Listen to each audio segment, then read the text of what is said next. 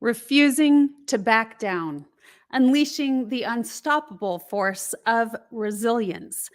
There is a raw power that comes with resilience, an unyielding determination to rise up and fight back, even in the face of adversity.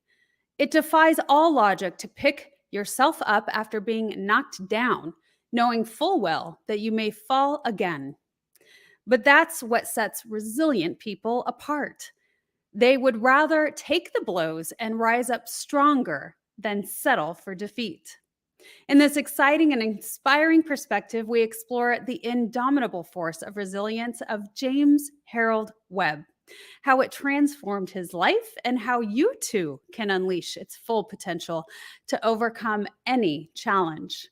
So get ready to be inspired, empowered, and motivated to take on whatever life throws your way with unwavering strength and tenacity.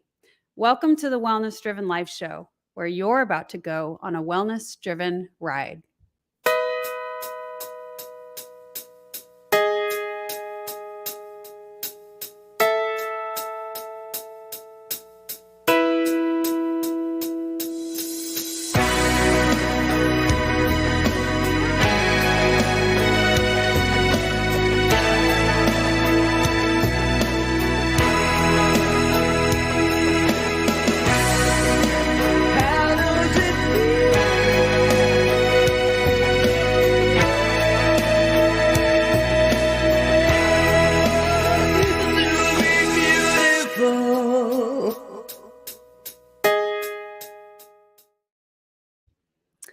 Let me introduce our incredible guest today. James's storied career started as a radiologic technologist in his home state of Mississippi. After moving to Dallas in 1983, he began working as the director of radiology at local hospital, and for the next 13 years worked as the director of radiology at a local hospital. I just reread that. Excuse me. He worked on the executive team for various medical imaging companies. In 1996, Webb started his first of several companies and became a key leader in the industry. After more than 40 years in the medical field, he turned his focus to the fitness sector, becoming the largest Orange Theory franchises in the country. James owned and oversaw the management of 33 Orange Theory fitness franchises throughout North Texas. Not one to slow down, he currently has 3 additional businesses at play, including a new franchise opportunity, Scenthound, where he is currently overseeing the development of 25 stores in the Dallas market. Please help me welcome James Harold Webb. How are you, April? I'm great. Thank you so much, James, for being here on the Wellness Driven Life Show. Well, thank you for having me. It's a pleasure. Yes, I'm so excited to share your story. You've got a great one of the best, and you have a great book that you have written just about it. So let's get started. I would love for you to share with our audience a little bit about you. Well, let's just kind of start from the beginning. Born in Laurel, Mississippi, the son of 2 17-year-old high school students. Grew up fairly poor. Started working actually when I was 5 years old and making pot holders. And my mom taught me how to make pot holders, and I would make them and go to the local church bazaars, and I would sell them for a nickel a piece. And made enough money that by the time I was about 8 years old, I had enough money to buy a lawnmower and some rakes. So I started the James Webb Lawnmower Service. Oh, so you started this entrepreneurial journey very early on. It kind of was in your bones, it sounds. Yeah, I learned really early a couple of things. One, that if I wanted more than the basics, I had to kind of do it myself. Mm. And two, I learned that you have some unexpected twists of life. I have a crazy little story of when I was 5 years old, swinging on the swing set as high as I could go, and I fell off the swing set and I bit my tongue off. And yeah, and was rushed to the hospital. And the doctors decided that they couldn't use anesthesia or deadening medicine. So they put it back on needles and thread with no deadening medicine, no anesthesia. It took 3 different attempts, and may explain later why I refused to go see a lot of doctors in my life. But it was Yeah. really one of my first steps that I would call resilience, was getting through that little thing in my life. That's so funny. I myself have a story of biting off both sides of my tongue when I was very little.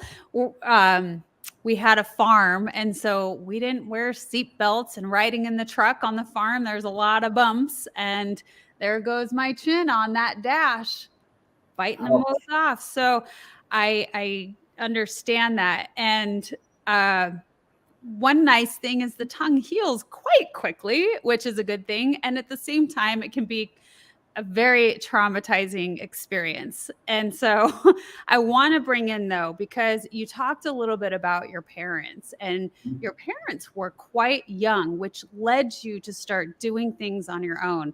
So let's just add a couple of cool photos that you My dad, yeah. presented. And yeah, this is your father. Yeah, that's a cool picture. I love to see my mom and my dad in little high school outfits.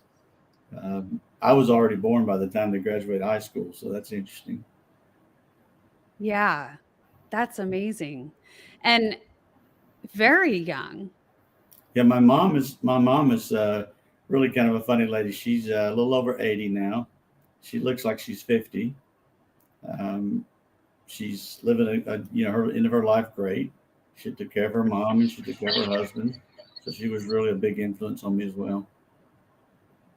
Oh, and then I'm going to show this picture Uh, of yeah, I the think young James Harold Webb. Yeah, I think that's my first or second grade picture, best I can tell. I went to the first grade because it was before they made you go to have a birthday by September 1. So I actually was 5 years old when I started first grade. No kindergarten, just straight into first grade. Wow. Yeah. So I wanted to bring those in because it really is more of a unique story for the time period. And having all of this young energy of trying to make it in the world. When was the first time that you realized that you had to do things for yourself and you wanted something more than to strive for? Yeah, I mean, again, pretty early, I kind of figured out that I had to do that. And, you know, making pot holders led to mowing yards. Mowing yards led to a newspaper route. Newspaper route led to me working at a little printing shop in junior high. And then by the time I was in high school, I was the head pressman of the print shop. And so went to high school full time and worked full time at the print shop at nights. And Wow. bought my first car at 13 because in Laurel, Mississippi, you could do that. And just kind of ventured out on my own really early. Yeah, you really are an early bird for a lot of things. Yeah. Yeah. Yeah, I can And remember the going to car. school, high school, and working that much is, I mean, I remember doing that, probably not as extensively as you did, but it is impressive. Yeah, we had what they call the DECA program, Distributive Education Clubs of America, which got you out of school at 1 o'clock. So I would typically get out of school, run by the local hamburger shack and grab a burger, and then head to the print shop. And it wasn't an 8 hour day; it tended to be more of a 6 hour day. But then I had Saturdays and Sundays that I worked to kind of make up the difference. And James, was that geared initially for farming families? the print shop, No, for the structure that they had with the schools getting out that um, early was for people to be able to do the chores, the work during the daylight. no, you know you had to have in that particular case. It wasn't about going back home and working. You had to have a job, and a lot of them help you find the jobs. Okay, okay. All right. But it was Good. a fun little club to be in, and they had the little convention that I remember going to as a high school student. So it was good. But yeah, school till at 1 o'clock and working after that. Okay. So you told me a little bit too that you also, met somebody at a young age. So you also at the young age of 19 met your first wife. Is that correct? It's correct. Yeah, I had enrolled in the local junior college, believe it or not, on a music scholarship that my choir director got me at the college. So it was $250 for me to go to a college per quarter. And that's when I found out I walked into the X-ray tech program. And I also met this young lady named Regina. And we hit it off, dated for about 6 months, got engaged, and got married 3 months later. So we got married very young. She became a nurse, I became an X-ray tech, and that's kind of where we were. All right. And I do have a photo of a product of that relationship. Yeah, that's my daughter Elizabeth. She's now, I think, 36 or 37. Has 4 kids of her own. But that's in the blue bonnets of Texas. If it was a colored picture, we'd be able to tell it. That's Hmm. like my favorite photo of her of all times. But she's a sweetie. Yeah, that is the sweetest photo. I like it too. And so many people make sure that they grab those photos with those blue bonnets. Yeah, there's a lot of them. Matter of fact, they were taking their kids now and down to get pictures made the other day. So it's cute. So it's good to set this initial, you know, theme of where you came from, because you have really done some extraordinary things in life. Can you start guiding us a little more through the next things that started happening for you in life? Yeah, so Regina and I were married. We stayed at the dormitories at the University of Southern Mississippi, the married couples dorms, and I worked the night shift at the hospitals, and then went to school in the daytime. And got my bachelor's degree. And literally, the day I graduated, I was a little over almost 22. The hospital administration called me in and said, "Hey, we want you to take over the radiology program." So I literally became director of education of the radiology program. I graduated from 18 months earlier. Uh, 15 students, 6 of them were my age, and 3 of them I went to high school with. So it was a really good management lesson for me, learning how to manage Yeah. people, because Yeah, that's a core group of folks there, my age. absolutely. And so you've gone into this leadership aspect now, and you did a little bit in the past, but that really also sets the tone of that learning opportunity that you have to have in order to be a great leader. And so, what was that like? And what challenges did you run into when you?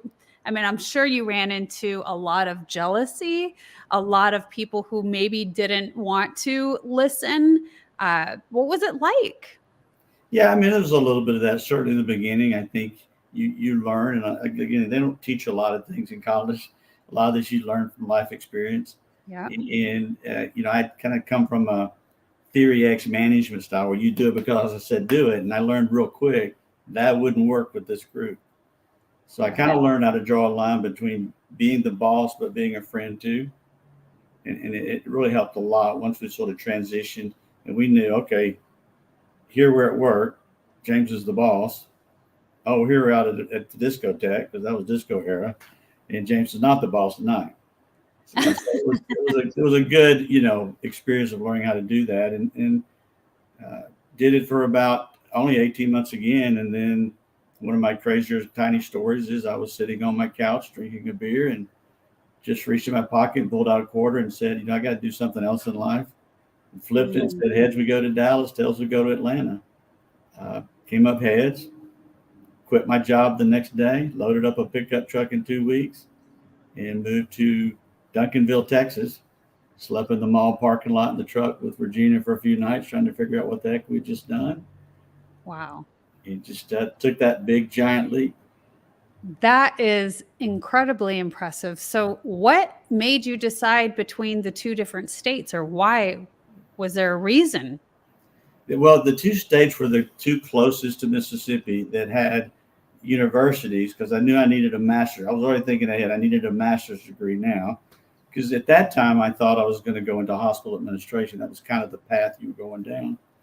And I thought, okay, I need to get a master's degree. I need to get more education, more experience. And it could have easily been a tail, and I would have been in Atlanta, but it came up heads and was Dallas. Blue bonnets it is. It is. All right. Well, so and you're still with Regina. That's I really think that's just incredibly impressive.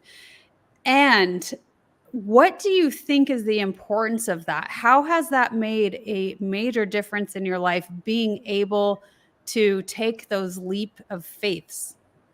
Yeah, I think that's something that's really important is having that supportive person in your life. And I've been very blessed multiple times now. And we'll talk about some of that later, but it's cool that you could make that leap and take that chance and someone there supporting you because she really took a full-time nursing job. I took a part-time x-ray tech job, started back to college on the master's degree, ultimately ended up moving up to the north of Dallas instead of south of Dallas, and decided to kind of do a little different and ended up landing a full-time job uh, as a chief technologist of this x-ray department. I think I was 23 and a half years old.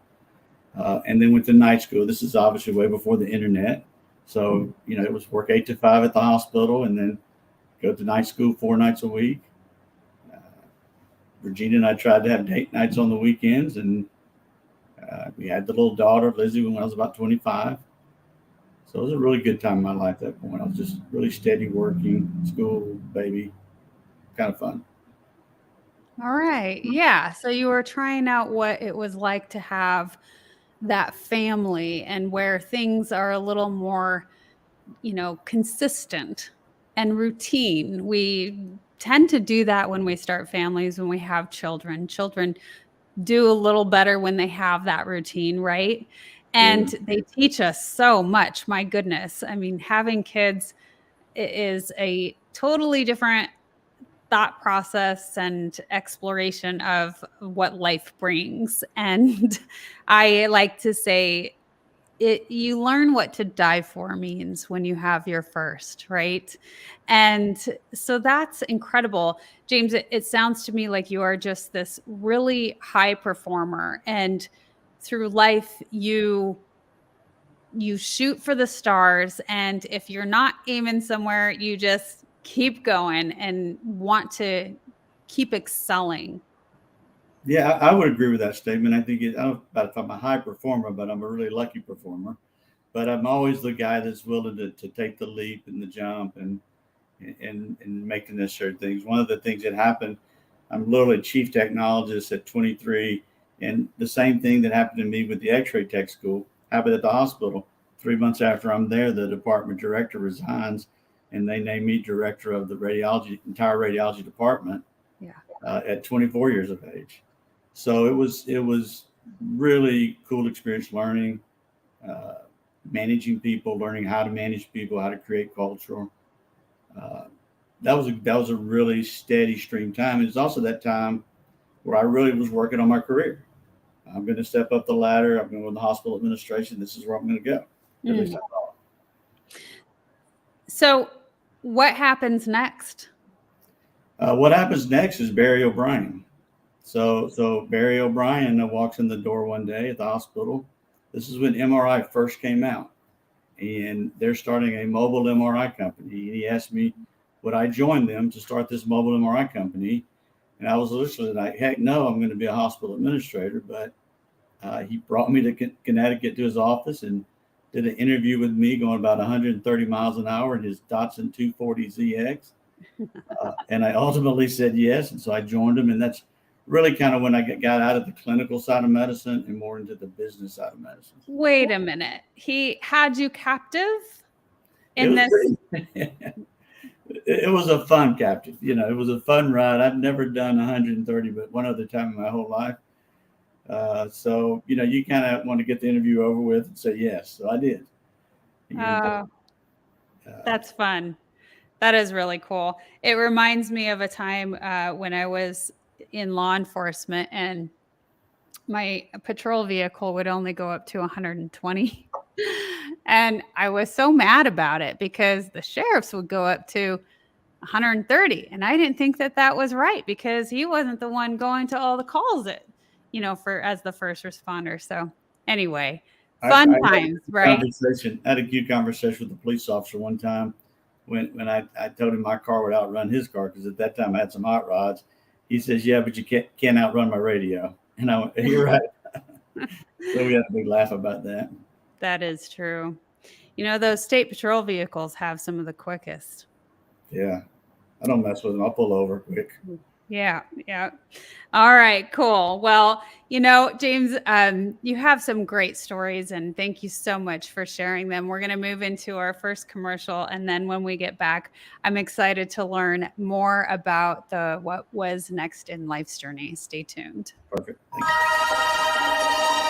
With key ingredients supported by over 80 clinical trials, the exclusive formulation of the Bella Grace Collagen Elixir is changing lives everywhere. Ingesting collagen peptides alone is not very helpful. This is where most collagen products fall short, and where Bella Grace changes everything. Unlike other collagen products, the Bella Grace Collagen Elixir controls the gene switches which activate collagen creation and disables the enzymes that break down the matrix.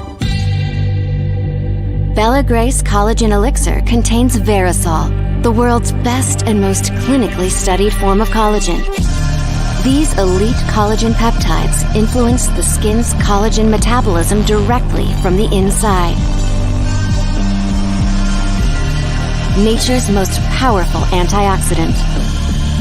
6,000 times more potent than vitamin C, Astaryl astaxanthin prevents the activation of gene switches that drive inflammation and activates the gene switch responsible for cellular repair and longevity, forming bridges across cell membranes, protecting them from free radical attack.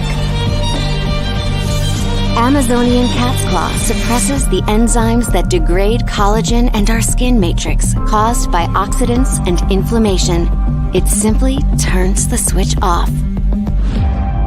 The world's most studied collagen, plus activating the genes that make collagen, plus switching off the genes that break down collagen, has resulted in something the world has never experienced. The Bella Grace Collagen Elixir. Start your 30-day Bella Grace challenge today.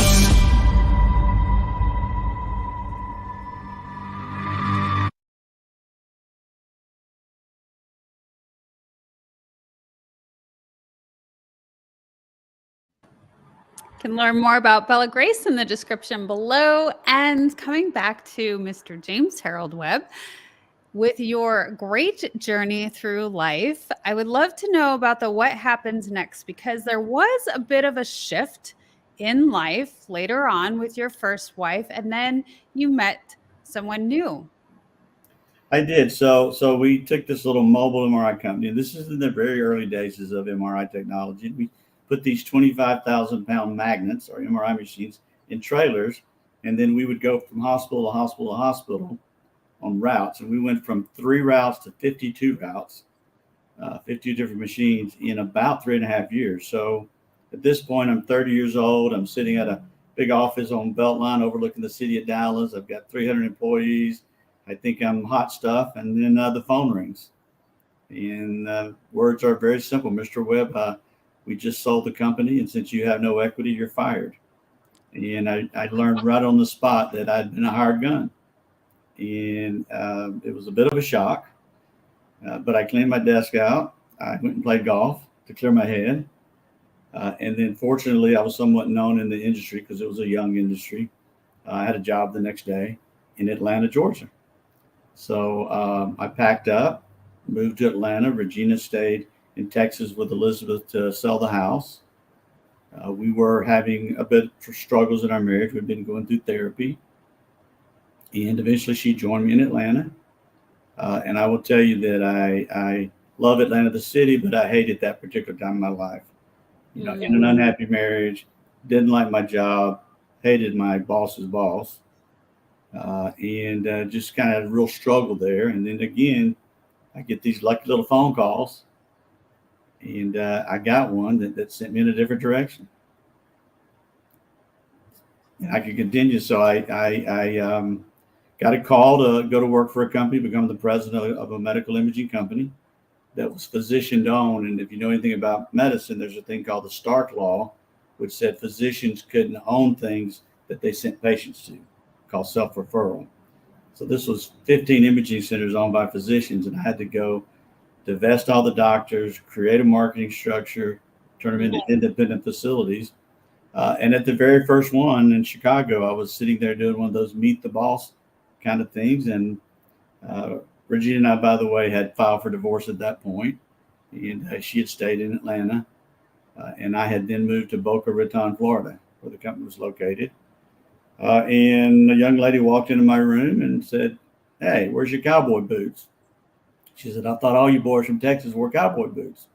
Well, I wasn't wearing cowboy boots, but I was immediately smitten by Martha Beth Fisher.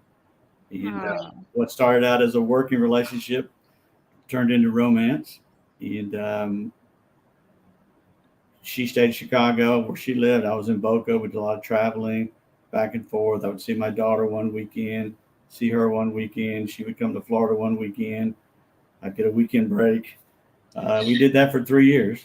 Wow, 3 years. I was busy rebuilding this company. I was pretty busy working. Yeah. Then finally she moved to, there she is. She moved to Florida with me. And about a year later, we were married. And life was great. We bought a house in Boca Raton, Florida. I had what I thought was a cool job as president of this company, making a decent chunk of change for me, for a country boy. And then the little thing happens again, where the opportunity pops up, and I jumped. A doctor who I knew asked me if I thought the company would be interested in taking MRI into the Caribbean and Latin America. And I said, I don't think the company will do it, but I might like to do it. So I went to my boss, the chairman of the company, and said, "Steve, I need 2 favors from you. I need you to fire me so I can exercise my severance package, which was 6 months. And I need you to be my first investor." And fortunately, he said yes to both. And so that started Paradigm Healthcare, my first company. Wow. That's a that's a fun story. You have things planned out though. You're definitely a businessman. You're really well at navigating that and getting a big picture of. So I wanted to bring in this picture and make sure that we had Marcia here because it was, I mean, I don't know. She was in a sense kind of like a first love. Yes, no? Definitely a first serious someone that I made that ultimate commitment to, without any question. And there's so many twists and turns to the story. I mean, I'm a country boy, Southern Baptist country boy. She was a big city Jewish girl. So we had to navigate that. We had to navigate living so far apart for a long time. So we were able to navigate both of those things, and ended up marrying. And then we had Max, my oldest son, who is now 25, living in New York City. And then 3 years later, we had Joey. I was traveling internationally. Bring in those boys. There's my boys. Yeah, they're a lot different than now. They're 25 and 22. Yeah.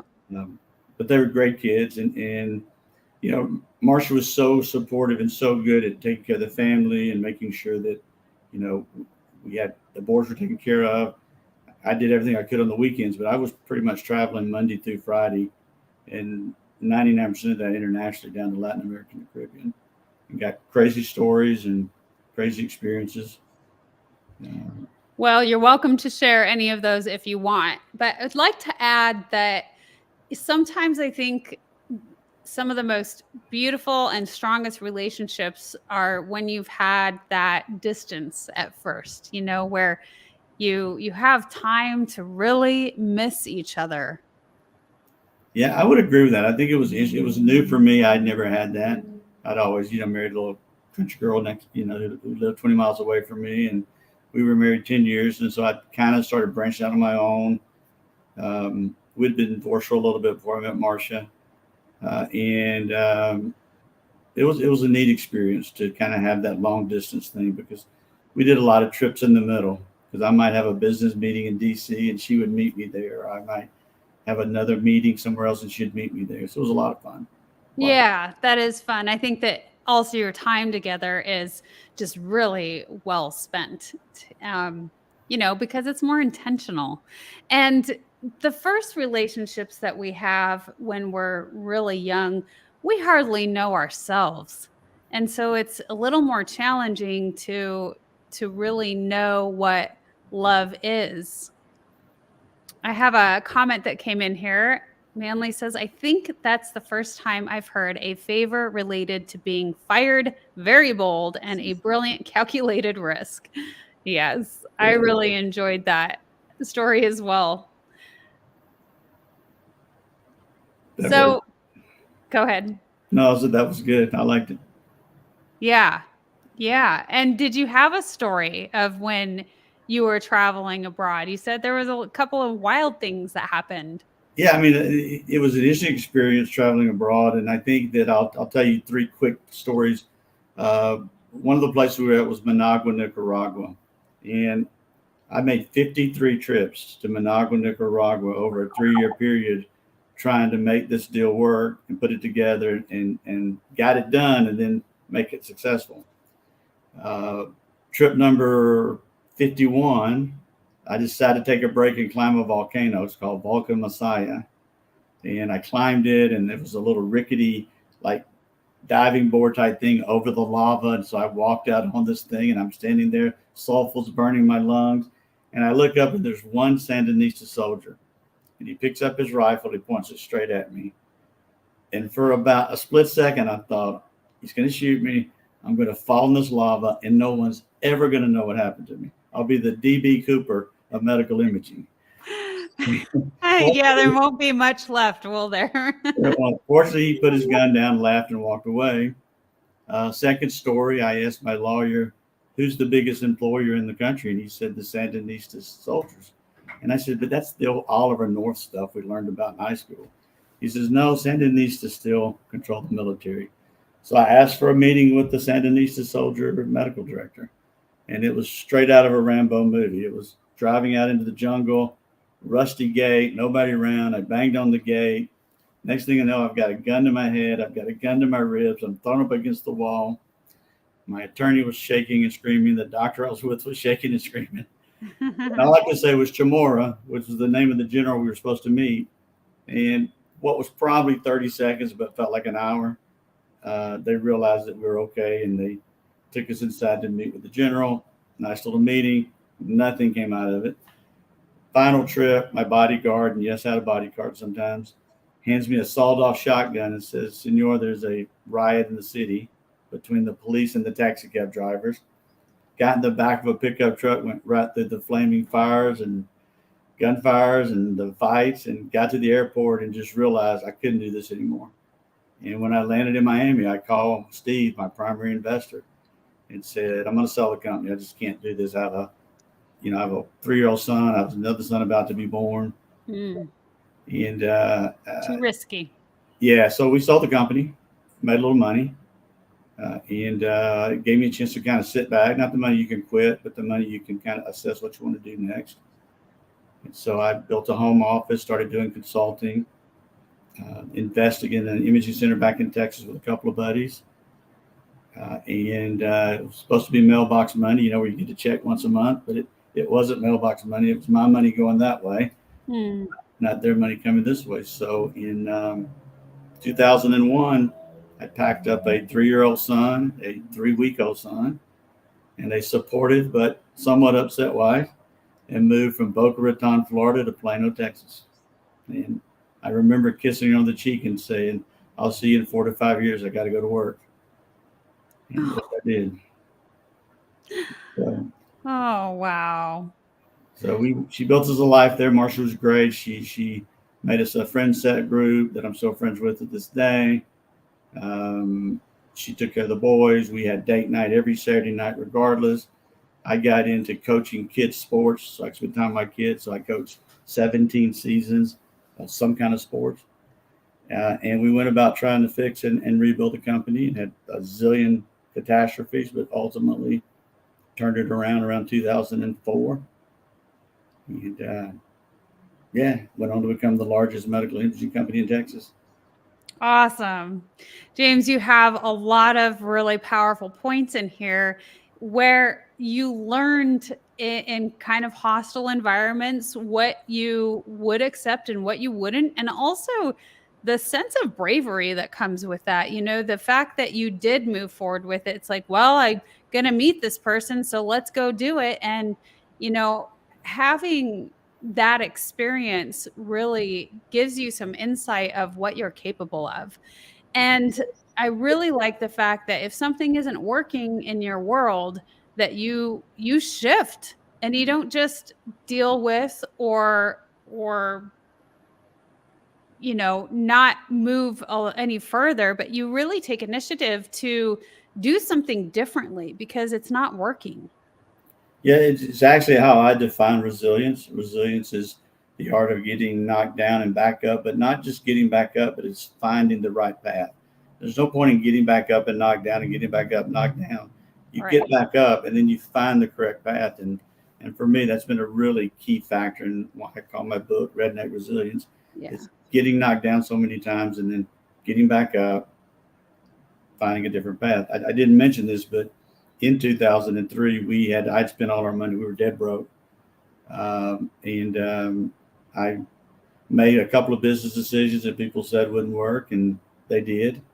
And we went from $9,000 a month distributions to, I don't know, by 2010, if it wasn't $700,000 or $800,000 a month.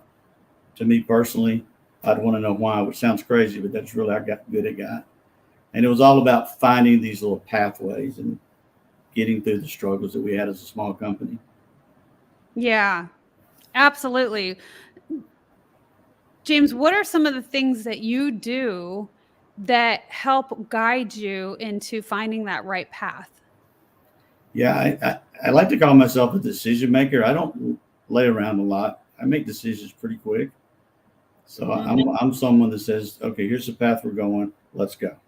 I don't think about it a ton. I don't research it a ton. You know, I know this is direction. It's just kind of a gut thing. This is direction I want to go. I'm willing to take the chance. Let's go. Now, I also have a theory that you hope for success, but you plan for failure. So I always have a backup plan no matter what I do. So if this doesn't work, what's my backup plan? So I've always had that kind of mentality.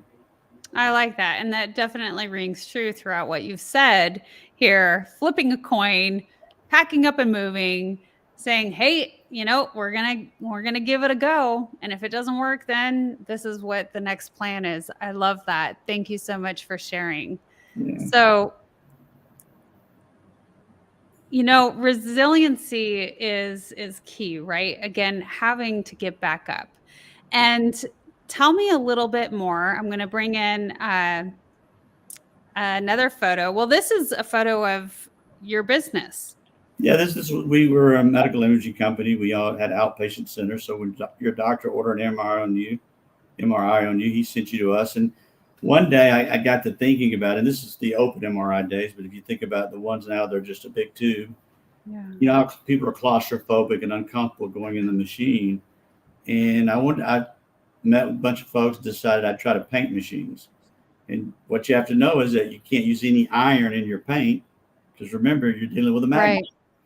And so we had to figure that out. But once we figured it out, we were the first company to ever do this. This was our first machine we ever painted. And we made it into the big RT magazine, which was our industry magazine. And every one of our imaging centers after that had a theme. So you would come in and we hoped, and a lot of people told it relaxed them. Yeah. Let them have their scan. And so this was just a picture from that. No, but I like that. And, you know, it really shows the innovation that you've created within your businesses and for great cause.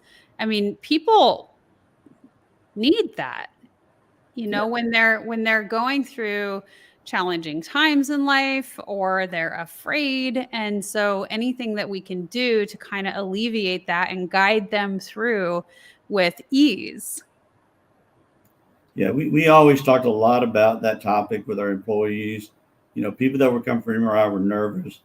It was their mom, it was their dad, it was them. It was some reason they were there, and we had to show compassion. Yeah. Had to be nice. Always had to be nice. And this is just one little thing we did to make it look a little cuter and nicer.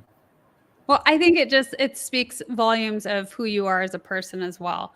And I'm going to be moving back a little bit more. I want to bring in this other comment from Manley. He says, and that's resilience. And while incredibly scary, tell me any country boy who does appreciate a shotgun and a pickup truck.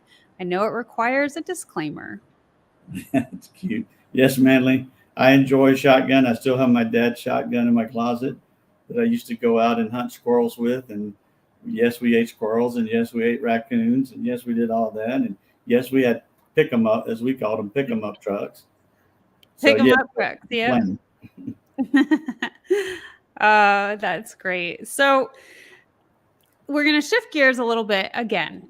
And the next photograph we have is something that's a little more tender on the heart. Yeah, this is the definition of really the worst year of my life, and also a definition of true resilience.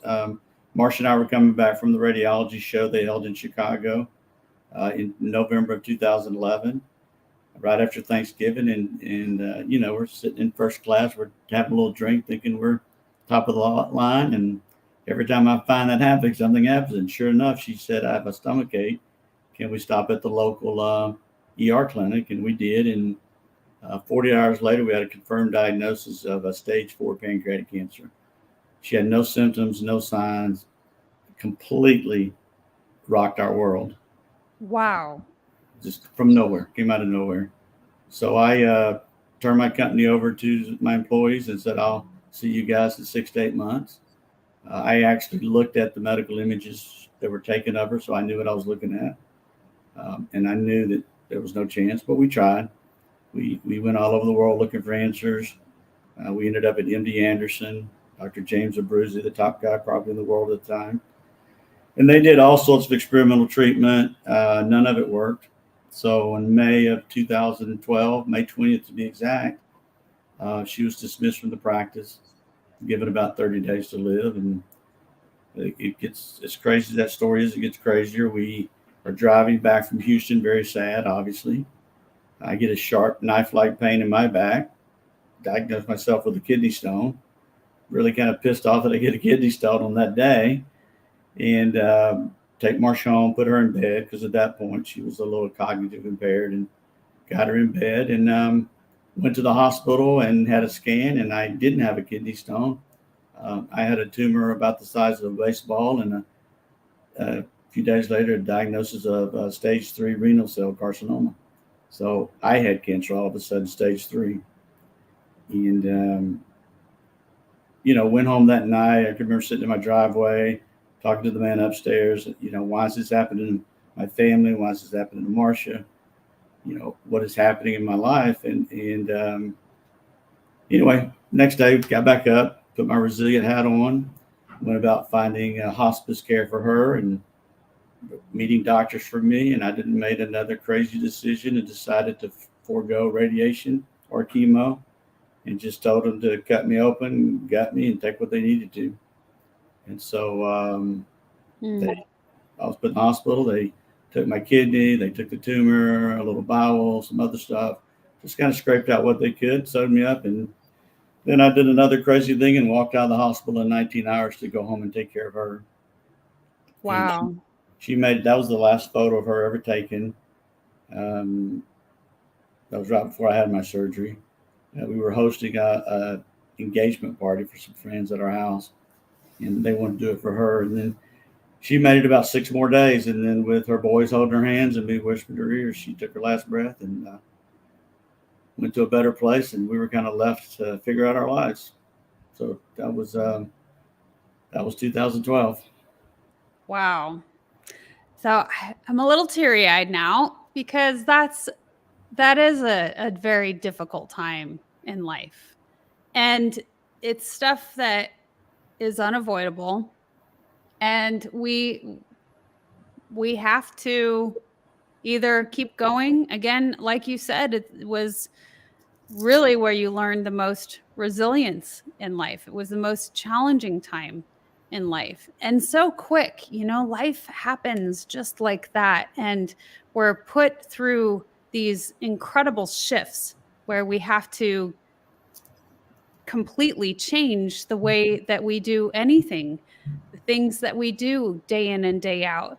And through that, it's very, very challenging. How did you how did you get through that time period, James? Yeah, I think one is just kind of a trait of just the resilience of knowing I had two little boys. I mean, they were the driving factor for me, my two sons. They were 11 and 14 at the time, and I was 1,000% committed to them. Two, we had a good friend group, really good friend group that was supportive, that was there at the end as well. Marcia's family and I were close, and we're close to this day. Her dad, I consider my best friend in the world. So, kind of navigate it by just relying on others, looking for help and resources, but really focused on my boys. Yeah. And then eventually got back to the business. And it really triggered me to realize that I needed to probably think different about business a little bit. At that point, we had about 7 companies, and I decided to start seeking exit strategies because I did learn that you do not know what tomorrow will bring. That one I can tell you. Yeah. And then, I was taking care of my boys, and then there's some fun parts to the story after that. I was able to take my boys, and we spent almost 2.5 months traveling, just the 3 of us, all over the world. It's one good things about, get a little successful. You can just do that. And we had some great memories together, great times together. We talked about their mom sometimes we laughed, sometimes we cried, but it was a really good time for me to bond with my 2 boys. I was just going to say that I imagine that the bond was very, very tight. And I'll again bring in this comment, and this goes back to the last photo. Mainly says, "That's not crazy. That's amazing love." And having the boys, I mean, that's just such a huge, huge thing for those of us when we go through these major shifts in life, when we have someone that we have to keep getting up to take care of and to continue to lead for and be the example for, it makes sometimes all the difference. It did for me. I mean, it drove me in a direction that changed my life. I was taking care of my boys. We were spending time together. I got a nanny to help take care of too, so I could do that. And then when I got back in sort of better spirit of mind, I thought about dating again and realized that, the bar scene wasn't for me because I had 2 little boys. And I realized the guy that lives 3 blocks from Jerry Jones' world and, has a big house might be susceptible to drama. So I did something kind of fun on one of our little trips with the boys. And this is a little bit later, different trip. I signed on to Match.com. Yes, tell me about this, because this is an interesting twist as well. It is. I went on Match.com and I lied. And I've been told that lots of people lie on Match.com, but I lied in a little bit of a different way. I said I was an X-ray tech, raised a widower, raised 2 little boys. I didn't really go into the details of my past or my business, and put my profile out there and really kind of forgot about it. And every morning or so I would look. And one morning I looked and the term in Match.com and somebody winked at me, which meant they were interested in me. So I went back, and winking led to texting, and texting led to emails, and emails led to phone calls, and phone calls led to my first date in 21 years and my last first date for the rest of my life. As I said in my wedding vows, at my darkest hour, God sent me an angel. He sent me Catherine Lynn O'Keefe. She's just a year younger than me, and she had 2 beautiful daughters that were grown. And we dated for about 2.5 years. Got engaged. After that, she moved in, started helping me raise my boys with me. And then we were married in 2015 on May 23rd. in a crazy, crazy, crazy wedding that everybody still talks about to this day. So, yes, tell me about this crazy wedding. So again, I'm very fortunate, very blessed. I've done okay. And Kathy had never had a wedding before. She had been married before, but they just got married at the courthouse so her husband could get a house from his company, and she never had a honeymoon, never had any of that. She had been divorced for 22 years, and she had raised her two daughters like I was raising my two sons. Mm-hmm. And so we had what I call a wedding for the ages at the Four Seasons. I'll simply make a silly comment that the flowers alone were $250,000. Wow. So we made the centerfold of Modern Bride magazine. There it is. Yeah. We wrote a beautiful story about our second chance at love. Oh, I love that. I mean, you hold the essence of that there's life after loss, that there is second chances, that what I really like to say is that life, the only constant is change, right? And just because you're feeling one way one day doesn't mean you're going to feel that tomorrow or even an hour or a few minutes. Like things change so much. And I think that if we get anything from the story, it is just that there is something on the other side of tragedy. There is, and I think that can be applied into business lessons, that can be applied into life lessons. In it was tough. It was tough losing Marcia. It was Of it was course. it was tough taking that next leap. Um, there's a Yiddish term called Gershut, which means it was meant to happen, and I've always thought Kathy was sort of meant to happen. We got connected through some algorithms on a Match.com site. We'd have never met otherwise. We'd have never met. There's no way. And it worked out, and we just celebrated our 8th wedding anniversary. Congratulations. Thank you. It's a beautiful story. And I love that, you said, I feel like God sent me an angel. You guys have a great relationship now. And she's very, very supportive of you, because it's important to continue not mourning forever, but holding that space for your loved one that you had, for the relationship that you had prior to, and holding space for you in that and still loving you. Can you want to talk a little bit about that and her support? Yeah, she's amazing at that. I've always said to her, I can't do what you did. She's good friends with Marcia's family. They love her. We're going to see them in August. Her and Marcia's dad talk about TV shows on the telephone sometimes. So it's just been like this amazing fill in the blank connection.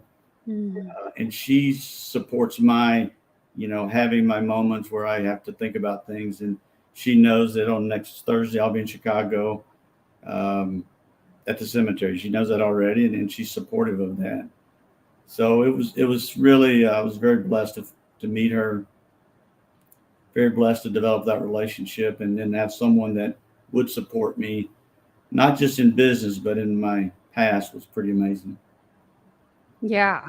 Yeah, I do too. And that's why I really wanted to bring that up, because I think that can be uncommon as well, where you find such a loving, supportive spouse that really allows your experience with your past but really can provide a good present and an exciting future for each other. Yeah, we're having a blast now. Still working, still got my companies, but I sold eight of them have been sold over the past 5 or 6 years, and started some new stuff and having fun with that. But Well, I want to talk a little bit about that just briefly too, because, after Marcia had passed, you said that you were starting to rethink business, and now you're going into a thought of transitions. yeah, so I went back after Marcia passed and really began structuring the companies for sale. It was a pretty simple process of what needed to be done, and I still had the biggest one, the medical imaging company, for another 5 years, but sold it in 2017. Uh, Public knowledge, because it was a public company that bought us for $94 million, so a nice little payday, and uh, really developed that entrepreneurial spirit early in life, as we've talked about. And for some reason, I can't stop because I've got 4 more companies right now. Started another, but I'm doing some things different now. I'm doing more mentoring, more not worried about whether Tom or Sally punches the clock. That's not my job anymore. My job is to provide guidance, financial support, provide direction, Wisdom. and then I'm Yeah. doing my first deal with a family member. The first one I've ever done. My son-in-law and I are doing a new franchise. We just bought 25 locations. The rights for 25 locations, I should say, in the Dallas market. So we're bringing this new franchise, having fun doing that with him. And then Kathy and I, we have a house in Mexico, so we live there probably half the year, maybe a little more than that. So we travel back and forth to Mexico a lot, and now we've got 6 grandchildren. So that's just the girls. The boys have not started making babies yet, so we'll see what happens there. So yeah, having a really good life right now. Yeah, you're concentrating on family. You've got a great work-life balance, it sounds like. And, from really doing the hard work during the younger years, you have built this incredible foundation for yourself where you're able to do that, where you can have that work-life balance. I love that you really transitioned to a different location. And I want to bring in one of the photos of you because I think it's just the coolest, and had to have this also in the flyer because it really is this essence of living it up and soaking in the sun. And I remember the first time we tried to attempt the interview, we didn't have a good connection. And maybe because you were on this paradise island, I don't know, question mark. But, I just think that it's incredible, James, for you to share your story because yeah, it's all of that hard work. And here is your book. I want the audience to know about this. Do you want to say kind of an overall nutshell about your book that you provided, which I think is really incredibly named? I love the title. I think you were brilliant in that, and it looks good. Yeah, I had a lot of fun doing this. Listen, it tells my story. There's so many more stories, and every chapter has either a business lesson or life lesson summary to it. So people have really enjoyed the book. We made Amazon bestseller list, as you can see, so that was kind of cool for me. And no, it's just a fun read. It's not a long read. It's not a boring biography. Most people says it reads like I talk, so that made that I kind of laugh at that. There's a few 4-letter words in there, I'm sure. But no, there's the book. I'd love people to read it if they want to. I'm just enjoying life and trying to give back now. And we started a family foundation, and so we're doing a lot of philanthropy now, and just really enjoying realizing what a 5-year-old kid did. I'd ended up this way. I had no idea. Got lucky, I guess. Well, but I think that you really are able to, with all of the years, and like I said before, you're sharing your wisdom now with people. Yeah. And that's truly what we should be doing when we have gone through all of life's challenges, is to be able to share that with others, inspire others. And you truly have gone from rags to riches. And so that's why your story is being shared here. And through your book, I'm so pleased that you're sharing that with the world. Manly says you can't lose if you don't stop. Yeah. There it is, So I also want to make sure that everybody knows how to reach you, where to find your book. It's all going to be in the description. And the website is www.jamesharoldwebb.com. That's JamesHaroldWebb.com. be.com for those of you that are listening in. And again, that's going to be in the description below. James, it's been awesome to have you on the show to share some of your fun stories and some heartbreaking stories as well. Is there anything else that you'd like to share with the audience today? No, I'll simply end it with this, and I always do usually, which is if today, and if only for today, I encourage you to kiss your spouse a little bit longer, your significant other, hug your child a little bit harder, help a stranger on the street without expecting anything in return. Because I promise you this one thing, you do not know what tomorrow will bring. I sure didn't. God bless all of you. Oh, thank you so much, sir, for sharing that and for being on the show. And for everyone else, goodbye for now. We will see you tomorrow.